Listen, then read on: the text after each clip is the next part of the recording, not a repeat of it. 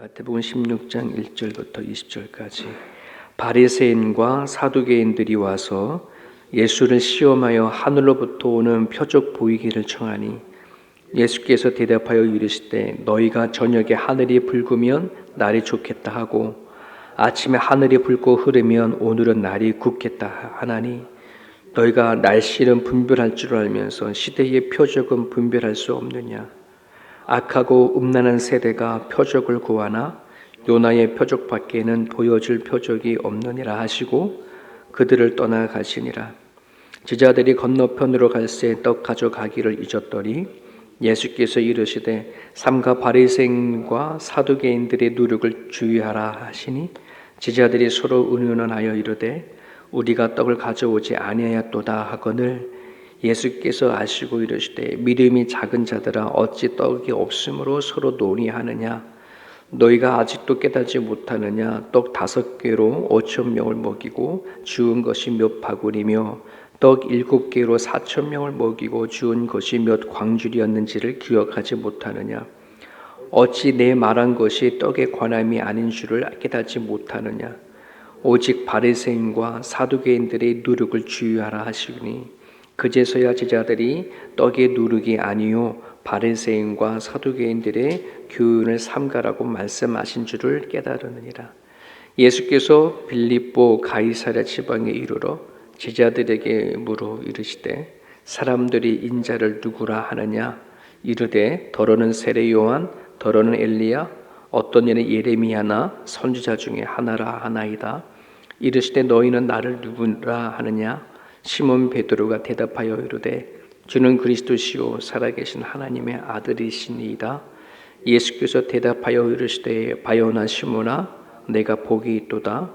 이를 너게 알게 한 이는 혈육이 아니요 하늘에 계신 내 아버지시니라. 또 내가 네게 이르노니 너는 베드로라. 내가 이 반석 위에 내 교회를 세우리니 음부의 권세가 이기지 못하리라.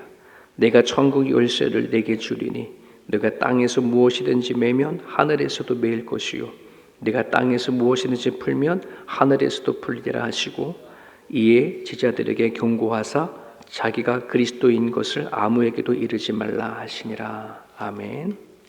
아멘.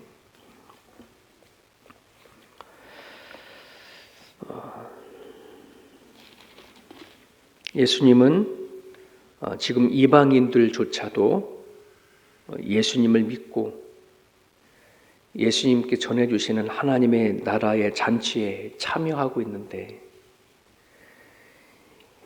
이미 구약의 성경을 통해서 메시아를 예언했고 그 메시아가 임한 이스라엘의 유대 종교자들은 여전히 그 예수님을 믿지 않고 있습니다. 그러면서 예수를 시험해서 더 큰 표적을 요구를 하고 있습니다. 그래서 오늘 1절에 보면 바리새인들과 사두개인들이 이 사람들은 거의 다 율법학자들이죠. 이미 구약에 예언되어져 있는 메시아가 어떤 모습으로 오는지 다 알고 있는 사람들인데 이런 유대 종교자들이 예수님을 시험해서 하늘로부터 오는 표적을 구한다. 이전에도 끊임없이 계속해서 이스라엘 땅 안에 표적을 행하셨죠. 그럼에도 불구하고 이들은 그것을 믿으려 하는 게 아니라 더 큰 이전과 다른 더 큰 표적을 구하고 있는 겁니다. 믿으려고 구하는 게 아니라 아예 믿지 않으려고 작정하고 요구하는 거예요. 이런 사람들에겐 표적이 예수님께서 구한다고 하더라도 그 자리에서 딱 믿고 하나님 앞에 무릎을 꿇을 사람이 전혀 아닙니다.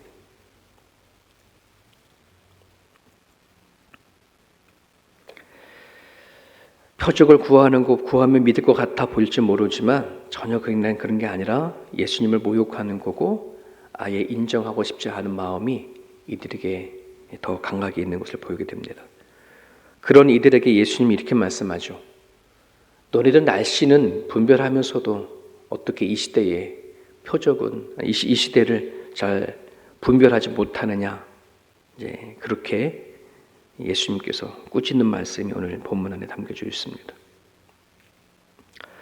오늘 이 이야기는 말씀을 읽고 살아갔던 그 시대에 지금 수천 년이 지나온 지금 이 시대 안에도 동일하게 바리새인들과 율법 그 사두개인처럼 표적을 구하면 우리가 믿습니다라고 하는 이 마음은 항상 존재를 했었습니다. 지금도 오늘도 마찬가지입니다. 오늘 복음을 전하다 보면은 사람들이 얘기를 합니다.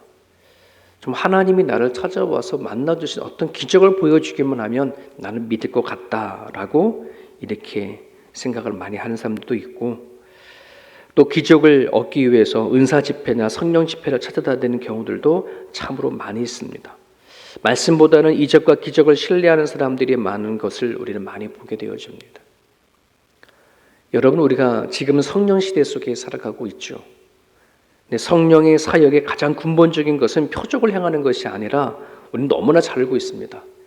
하나님을 가르치십니다. 예수님이 누구인지 더 명확하게 우리를 깨닫게 하시는 것가 성령 사역입니다. 그리고 우리들의 말씀을 지도하셔서 과연 내가 예수님 믿는 사람으로 바르게 살아가는 것인가를 스스로 깨닫게 하시는 사역을 지금도 끊임없이 하고 있는데, 우리는 그 사역 속에서 일하시는 하나님을 우리는 자꾸 잊어버리고 눈에 보여지는 표적이 하나님의 역사다라고 생각하고서 살아가는 경우들이 많이 있습니다. 여러분, 우리가 부흥이라고 얘기했을 때 그 부흥이 마치 이런 것인 것처럼 기적이 일어나고 표적이 일어나면 거기에 성령이 역사하는 것처럼 생각할 때가 참 많습니다. 예를 들면 오늘 이 세움교회 안에서 부흥이 역사 일어나서 정말 걷지 못한 사람들이 걷는 일들이 일어나거나 암 환자들이 예배 드리자마자 바로바로 회복되어지는 일이 일어나면은 우리는 그것이 성령의 역사를 생각할 때가 참으로 많이 있습니다. 그런데 우리 지금도 계속해서 미국의 에즈버리 교회에서 일어나고 있는 그 부흥은 그런 부흥이 아니잖아요. 여러분 실시간으로 들어가셔서 확인해 보시면 거기 안에는 만진병이 일어나고 보지 못한 사람들 보게 되어지는 환상을 보고 하는 그런 부흥이 아니에요. 같이 모여서 찬양하고 기도하고 말씀 읽고 우리가 주일날마다 평소에 드려지는 그냥 그 일들이에요. 우리 같이 주일날 모이면 예배드리고 찬양하고 기도하고 또 깨닫고 우리 그것은 우리는 부흥이라고 생각하지 않은가? 저는 하나님 그를 가르쳐 주신다고 저는 생각이 되어집니다. 우리는 사모해야 합니다. 이 시대를 말씀을 통해서 분별할 수 있는 지혜를 달라고, 영적인 깨달음을 달라고 우리는 기도해야 할 줄 압니다. 요한복음 6장 26절에 이런 말씀이 있습니다. 예수께서 대답하여 이르시되 내가 진실로 진실로 너에게 이르노니 너희가 나를 찾은 것은 표적을 본 까닭이 아니요 떡을 먹고 배부른 까닭이다. 예수님을 쫓아왔고 따라왔던 사람들이 예수님의 말씀을 듣고 그들이 소화하지 못하는 메시지를 들으니 이들이 한 사람 한 사람 떠나러 갑니다. 성경에 보면 제자와 무리를 구별하고 있습니다. 제자는 하나님 한 사람 한 사람을 부른 사람들이지만 무리는 자기가 예수님을 기적을 보고 눈으로 보고 싶어서 쫓아오는 그런 사람들이거든요. 근데 이 무리들이 떠나는 거예요. 본인들이 요구하고 원하는 것은 표적이었고 기적을 베풀어줘서 그 상황 속에서 그걸 누리는 것을 원했지, 하나님의 말씀에 따라서 그 말씀을 실천하고 살아가는 그 어려운 삶은 원하지 않았던 것을 보게 되어집니다.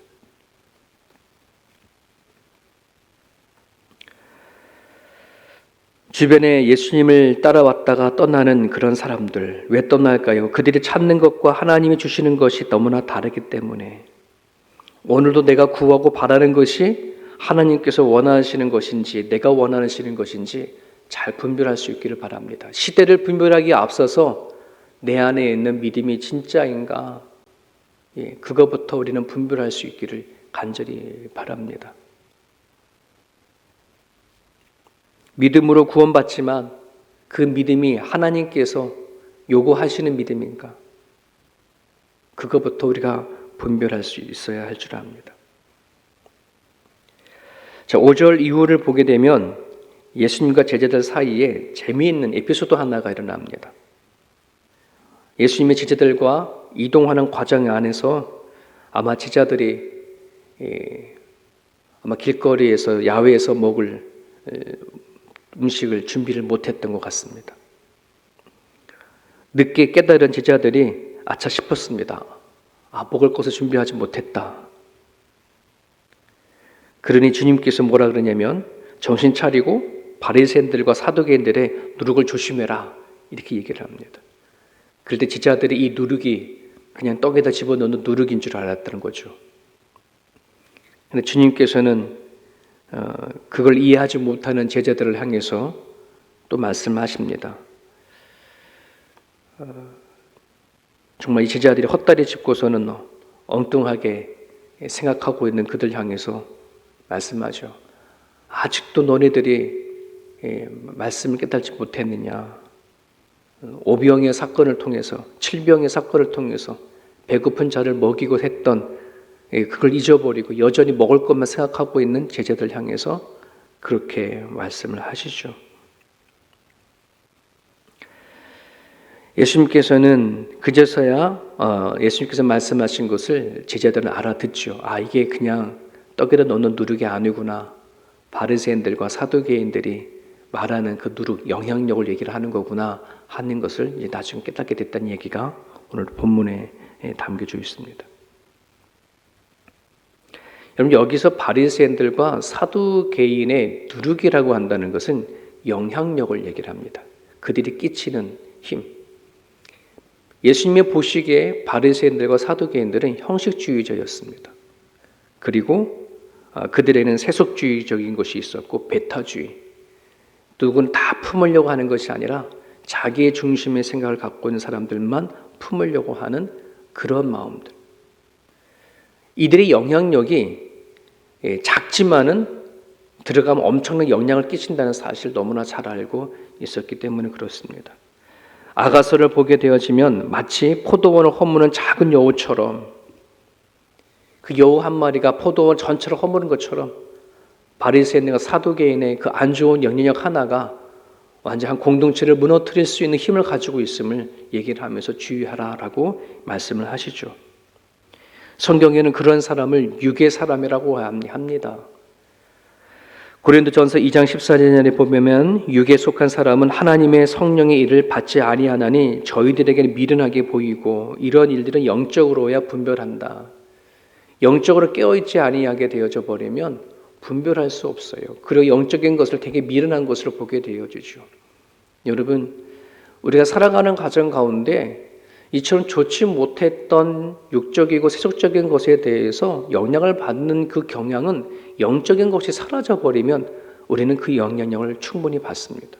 내 개인이나 교회나 영적인 것이 사라져버리면은 우리들 가운데에 아주 교묘하게 들어온 세속적인 것과 바리새인과 사두개인의 이 안 좋은 영향들이 우리는 쉽게 우리가 안에 퍼져버립니다. 내 개인도 마찬가지, 한 사람의 개인도 마찬가지고 교회 전체도 마찬가지예요. 영적이어야 돼요. 늘 우리가 말씀 가운데 거하지 아니하면, 기도 가운데 거하지 아니하면 섰다라고 하는 한 사람, 이제 우리 교회가 어느 정도 됐다라고 하는 그 교회는 하루아침에 무너져가는 것을 우리는 너무나도 쉽게 보고 알고 수 있습니다.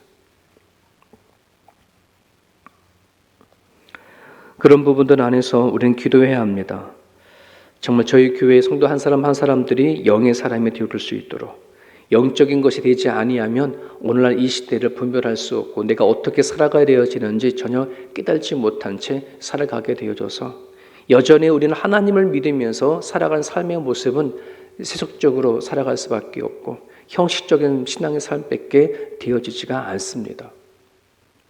오늘 저희 교회에 육의 사람보다 영의 사람들의 영향력이 더 커질 수 있도록 여러분 기도해 주셔서 결코 포도원의 여우가 또는 바리새인과 사두개의 누룩이 교회 안에 퍼지지 아니하도록 매일같이 우리는 깨어 있어서 준비하고 또 가정과 교회를 세워가야 할 줄 믿습니다. 여러분 예수님의 행하셨던 오병이어와 그다음에 칠병이어를 다 경험했던 제자들, 그들이 기적의 떡을 먹고 했음에도 불구하고 살아간 삶의 모습 안에 여전히 먹을 걸 걱정하는 걸 우리는 볼 수 있지 않습니까? 이런 부분을 보면은 바리새인들과 사두개인들이 요구하는 표적을 보여줬다고 그들이 그걸 가지고 하루아침에 믿을 거라고 하는 것이 아닌 걸 알 수 있어요. 네. 뭐 제자들이 예수님의 기적을 보지 못해서 이런 말을 하나요? 아니에요. 눈에 보이는 표적을 보고 기적을 보았다 할지라도 우리 삶 속에서 그게 녹아내지 아니하게 되어지면은 그냥 하나의 표적에 지나간 일에 불과한 것이지 내가 살아간 삶 속에서 믿음으로 드러내기는 쉽지가 않습니다. 그런 부분들 안에서 우리는 표적보다 말씀을 더 우리 사모하고 말씀을 경험할 수 있었으면 좋겠습니다.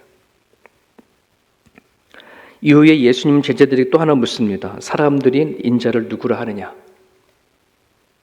여러분, 이 질문의 요지는 예수님께서 세상 사람들이 나를 어떻게 볼까? 이거 궁금해가지고 물어본 게 아니라 자신을 따르는 제자들의 정말 그들이 나를 어떻게 보고 따르는가 하는 것을 알고 싶었던 거예요. 그 제자들은 얘기했습니다. 누구는 엘리야라고 합니다. 누구는 세례 요한이라 합니다라고 들은 이야기를 얘기를 하지만 예수님께서는 그 다음에 질문을 하는 것, 너희들은 나를 누구라 하느냐? 이걸 알고 싶었던 거죠. 나서기 좋아했던 베드로가 유명한 말을 합니다. 주는 그리스도시요 살아계신 하나님의 아들이다. 그때 예수님 말씀하시죠. 그걸 알게 한 자는 너가 아니다. 하나님, 살아계신 하나님 아버지가 알게 해주신 거다. 여러분을 이 베드로가 고백했던 이 고백은 어느 세움교회를 다니는, 아니 오늘 교회를 다니는 모든 수많은 사람들이 너무나도 쉽게 고백하는 그러한 고백이거든요. 근데 그거를 누가 알게 하신 거라고요? 하나님 아버지가 알게 하신 겁니다. 많은 사람들은 살아계신 하나님을 경험하기를 원하는데 여러분, 내 스스로가 살아계신 하나님을, 예수님을 살아계신 하나님 아들이라고 믿는 그 믿음이 있다면 이미 하나님은 우리 가운데 찾아와 주신 것이고 살아계신 하나님을 증거하신 것인데 그 말씀을 믿어야 되는데 우리는 그것을 믿는 것보다는 여전히 우리 눈으로 보여지기를 원하고 기적을 찾고 내 삶 속에 뭔가 경험하지 못했던 것들을 통해서 하나님을 만나려고 하는 경우들이 많거든요. 여러분, 하나님은 우리들에게 상상하지 못했던 것들을 이미 알게 하셨고 믿게 하셨습니다. 우리는 그걸 믿는 믿음이 우리 가운데 있기를 바랍니다. 그렇게 고백하는 베드로에게 예수님은 두 가지 축복하셨어요. 하나는 그 고백 위에 교회를 세우겠다. 그리고 너의 그 고백을 통해서 천국의 열쇠를 내게 주겠다. 너가 땅에서 무엇인지 매면 하늘에서 매이고 너가 땅에서 풀면은 하늘에서 풀릴 거다라고 하는 그 축복을 하죠. 오늘 저나 여러분들이나 주 예수 그리스도를 살아계신 하나님 아들이라고 고백하는 우리 모두에게 주시는 그 축복을 똑같이 누리고 있습니다. 교회를 우리는 받았습니다. 그리고 여러분들이 복음을 받았습니다. 여기 천국 열쇠는 복음입니다. 복음을 가지고 이 땅에서 내가 어떤 것을 하게 되어지면 하늘의 문이 열립니다. 하지만 받은 복음을 가지고 아무것도 사용하지 않으면 하늘의 문은 열 수가 없습니다. 목회자로 안타까운 것은 각각의 성도들이 베드로와 같은 똑같은 신앙을 고백을 하고 또 하나님의 말씀을 복음을 가졌으나 살아가는 삶의 현장 속에서는 전혀 사용하지 않는 것이 너무나도 안타깝습니다. 하늘의 문을 열지 못하고 있습니다. 예수와 함께 오신 하나님의 나라 안에 들어가 살지 못하고 있습니다. 여전히 세상 방식으로, 세상의 가치관으로 그렇게 살아가고 있는 그리스도인이라는 사람 너무나 많이 있습니다. 오늘 우리가 기도해야 할 부분들은 바로 이런 부분들입니다. 내가 고백하는 것이 얼마나 위대한 고백이고 하나님께서 행하신 것이라는 사실을 우리가 깨달고 내가 받은 교회가 하나님이 주신 교회인 줄 알고 내가 받은 복음을 이 땅에서 어떻게 사용하느냐 어떻게 품느냐에 따라서 하늘의 문을 열 수도 있는 거고 닫히게 할 수 있는 사실을 여러분이 기억을 하셨으면 좋겠습니다. 이 아침에 여러분들이 기도해 주실 때에 시대를 분별할 줄 아는 믿음을 달라고 구하실 수 있기를 바랍니다. 정말 계절을 구별할 수는 있으나 시대를 구별하지 못한다면 우리에게 말씀이 없는 거거든요. 이제 여름이 갔습니다. 가을이 왔습니다. 이제 우리 알지만 이 시대가 과연 어떤 시대인지 분별하지 못한다면 내가 말씀이 없구나 깨달으시고 시대 속에서 일하시는 하나님을 알게 달라 기도하시길 바라고요. 여러분들의 가정과 이 교회가 영적인 영향력으로 살아갈 수 있도록 육적인 생각이 아닌 영의 생각으로 살아갈 수 있게 달라 기도하시고 여러분들이 우리가 받은 그 복음의 메시지가 얼마나 귀한지를 알고 네 살아간 삶의 그 자리에 영향력을 끼칠 수 있는 저와 여러분의 모습이 되어줄 수 있도록 이 아침에 기도해 주셨으면 좋겠습니다. 자유롭게 기도하시다가 돌아가시길 바랍니다.